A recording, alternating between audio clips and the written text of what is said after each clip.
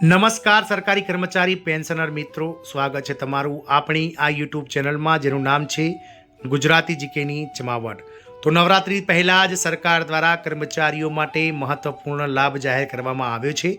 આપ સૌને જણાવી દઈએ કે ગત રોજ મળેલી બેઠકમાં સરકાર દ્વારા જે પેન્શનરો છે તેમના લઘુત્તમ પેન્શનમાં વધારો કરવાને લઈ અને અતિ મહત્વપૂર્ણ નિર્ણય લેવામાં આવ્યો છે। ત્યારે આવતીકાલે સમગ્ર દેશમાં નવરાત્રિનો જે છે કહી શકાય કે પવિત્ર તહેવાર ચાલુ થવા જઈ રહ્યો છે।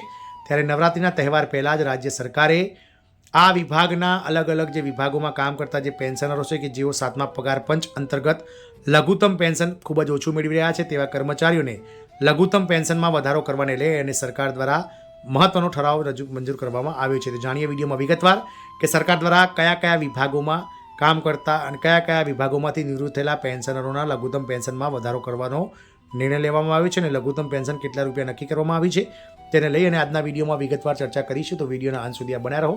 જો ચેનલમાં પહેલીવાર વિડીયો જોતા હોય, નવા સબસ્ક્રાઈબર હોય તો ચેનલને તમે લાઇક, શેર અને સબસ્ક્રાઈબ કરી બાજુમાં રહેલું બેલ આઇકોન દબાવી દો, જેથી કરીને અમારી ચેનલ પર મૂકવામાં આવતા આવા સરકારી કર્મચારી પેન્શનર્સ વગેરેના સમાચાર તમને સરળતાથી ઉપલબ્ધ થઈ જાય। તો આવતીકાલે શરૂ થઈ રહેલા નવરાત્રિના તહેવાર પહેલાં જ ગુજરાત સરકાર દ્વારા એક મહત્વપૂર્ણ નિર્ણય લેવામાં આવ્યો છે, જેમાં 7મા પગાર પંચ મુજબ લઘુત્તમ પેન્શનને મંજૂર કરી દેવામાં આવી છે। ઘણા લાંબા સમયથી કર્મચારી યુનિયનો દ્વારા લઘુત્તમ પેન્શન 9,000 રૂપિયા કરવાને લઈ અને સરકારને જે છે તે રજૂઆત કરવામાં આવી રહી હતી। સરકાર દ્વારા વખતો વખત આ કર્મચારીઓની રાવને સાંભળવામાં ન આવતી હતી, પરંતુ નવરાત્રિના તહેવારો પાવન અવસર પર સરકાર દ્વારા આ હજારો પેન્શનરોની માંગને સ્વીકારવામાં આવી છે અને 7મા પગાર પંચ મુજબ લઘુત્તમ પેન્શન જે છે તેને મંજૂર કરી દેવામાં આવી છે।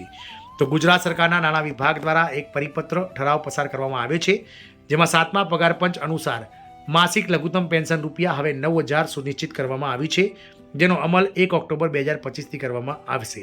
એટલે કે ગુજરાત રાજ્ય સરકારના અલગ અલગ વિભાગો 65 જેટલા બોર્ડ, નિગમ, કોર્પોરેશન, જાહેર સાહસોમાંથી નિવૃત્ત થયેલા કર્મચારીઓ કે જેઓ 7મા પગાર પંચ અંતર્ગત અત્યારે હાલ 9,000 રૂપિયા કરતાં ઓછું પેન્શન મેળવી રહ્યા છે તેવા કર્મચારીઓને હવે 9,000 રૂપિયા પેન્શન સુનિશ્ચિત કરવાને લઈ અને નાણાં વિભાગ દ્વારા મહત્વનો ઠરાવ કરવામાં આવ્યો છે। સરકારનો રાહત આપતો નિર્ણય તો અનેક કર્મચારી મંડળો તરફથી કરવામાં આવેલી રજૂઆતો તેમજ ભારત સરકાર દ્વારા સમાન પ્રકારના કર્મચારીઓ માટે જાહેર કરાયેલી સૂચનાઓને ધ્યાને લઈને જે એબ્સોર્બ પેન્શનરો લઘુત્તમ પેન્શન કરતાં ઓછી રકમ મેળવી રહ્યા હતા તેમને રાહત આપતો સરકારના નાણાં વિભાગનો આ ઠરાવ મંજૂર કરાયો છે। કોને કોને મળશે પેન્શન? તો ગુજરાત સરકારના આ ઠરાવ મુજબ જે કર્મચારીઓ રાજ્ય સરકારના જાહેર સાહસો, બોર્ડ કે કોર્પોરેશનમાં, નિગમમાં કાયમી ધોરણે સમાવિષ્ટ થયા છે અને 7મા પગાર પંચના અમલ છતાં તેઓનું માસિક પેન્શન 9,000 રૂપિયા કરતાં ઓછું મેળવી રહ્યા છે તેવા કર્મચારીઓને હવે લઘુત્તમ પેન્શન 9,000 રૂપિયા જેટલું ચૂકવવામાં આવશે। આ લાભ તારીખ 1 ઓક્ટોબર 2025થી રોકડમાં મળશે, તેમજ તે પહેલાંના સમયગાળા માટે આ લાભની ગણતરી નોશનલ ગણવામાં આવશે। એટલે કે કોઈ જાતનું એરિયસ મળશે નહીં, પરંતુ 1 ઓક્ટોબર 2025થી જે છે તે 9,000 રૂપિયા લઘુત્તમ પેન્શન ગુજરાત રાજ્યના 7મા પગાર પંચ અંતર્ગત બોર્ડ, નિગમ, કોર્પોરેશનમાંથી નિવૃત્ત થયેલા પેન્શનરોને મળશે। નોંધનીય છે કે કેન્દ્ર સરકારમાં પણ આવી જ જોગવાઈ અમલમાં છે।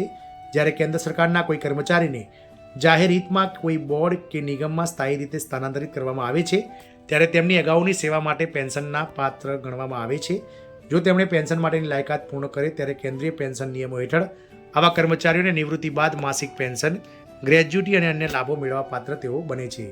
આમ નવરાત્રી પહેલાં જ ગુજરાત રાજ્ય સરકાર દ્વારા બોર્ડ, નિગમ, કોર્પોરેશનના નિવૃત્ત પેન્શનરો કે જેઓ 7મા પગાર પંચ અંતર્ગત 9,000 કરતાં ઓછું પેન્શન મેળવી રહ્યા છે, એબ્સોર્બ પેન્શનરો છે, તેમને લઘુત્તમ પેન્શન 9,000 રૂપિયા કરી આપવાનો ગુજરાત નાણાં વિભાગનો મહત્વનો પરિપત્ર જાહેર થયો છે।